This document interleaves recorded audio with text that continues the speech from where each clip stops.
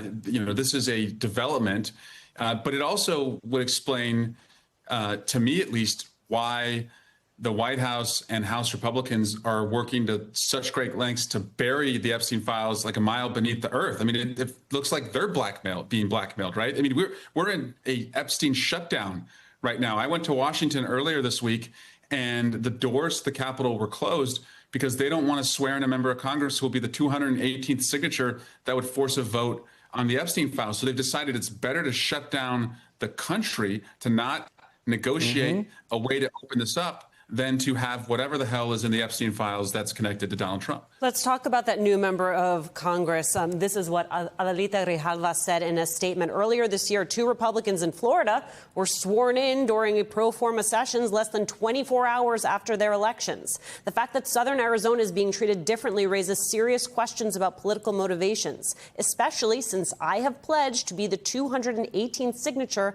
on the discharge petition to force a vote on the Epstein files. Do you have a sense, Congressman, of legally how long they can wait before swearing Grijalva in?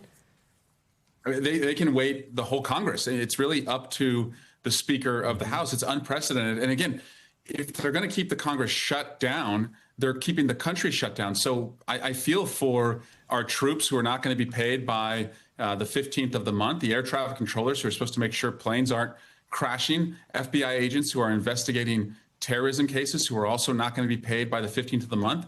And again, for what? Because you don't want to swear in somebody who's going to force a vote on the Epstein files? Or the Epstein files and protecting Donald Trump that important that everyone else would have to suffer? I mean, it's really remarkable. And I hope that, the country demands that their legislators get back to Washington and reopen Congress.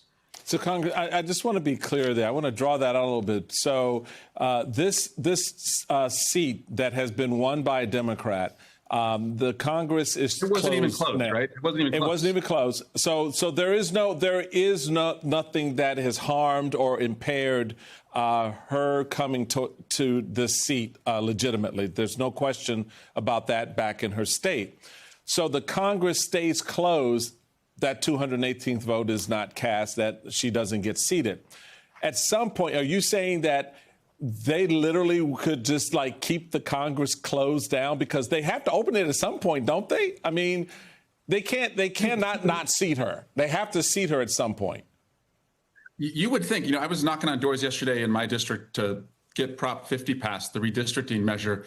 And everyone is watching the shutdown. And a senior citizen asked me when I was at our door, she said, is my Social Security check going to be delivered? People have questions and they expect us to be in Washington working. And look at the amount of time we've squandered on the clock to negotiate a way out of this shutdown over the last 8 weeks. They sent us home about 2 weeks early in August because they didn't want to have votes on Epstein. And now, they canceled the 2 votes that the 2 voting days we were supposed to have this week because of Epstein. And people are hurting and people are suffering. And it's really going to take pressure from the American people. And 48% of Americans are blaming Republicans for the shutdown, as opposed to 30% who are blaming Democrats. And those numbers have to move Donald Trump. He's a numbers guy. He wants to be liked. He wants to be popular. And I hope it forces him to the table to reopen government. Well, speaking of the shutdown, also, Mr. Secretary Lutnick, if you are watching or you happen to see this clip, we don't know if you were being glib or trying to send us a message, but blink twice, honey, if you have something to say. Feel free to come here and say it. We are listening. Speaking of the shutdown, Congressman, the Justice Department website blamed Democrats for the government shutdown. This is what the DOJ website says right now. Democrats have shut down the government.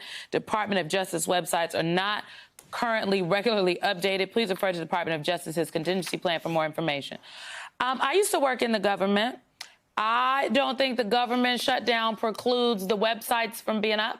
And I also think that it is a violation of the Hatch Act to blame the other political party for the government being shut down on the government websites. One, what is going on here? But two, What can anybody do about this? Because it seems like they is in this Trump administration, from the Department of Justice to the Department of Education, from the White House podium. Like, there's very partisan language that is being spewed here. And it is a lie, by the way. The Democrats did not shut down the government, but, you know, it's important to say that. But what can be done? Because these feel like blatant violations of the Hatch Act, but who's going to enforce the violations of the Hatch Act?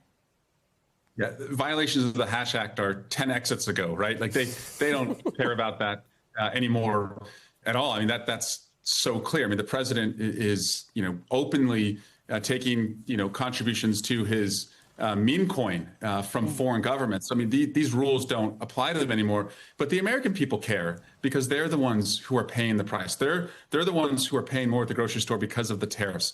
They're the ones who are seeing their speech silenced every time the president can't take a joke, and, you know, dissent is punished more and more. So we're not helpless. Here are a few things we can do just in the next 30 days. There's a No Kings rally on October 18. There were 7 million people who marched at the first one back in July. If we double that number, that'll get every Republican lawmaker's attention. On November 4, there's the Fab Four, I call them, as far as races across the country that matter. Prop 50 in California, retaining the 3 Supreme Court justice seats in Pennsylvania, the governor's races in Virginia and New Jersey. If we show up and win those races, that's momentum. That is the confidence we need to get back and take us into the midterms, where we can demoralize their base, turn out ours, win the midterms, and cut our time in hell in half. So there's work to do. We're not helpless, and it's time to do it.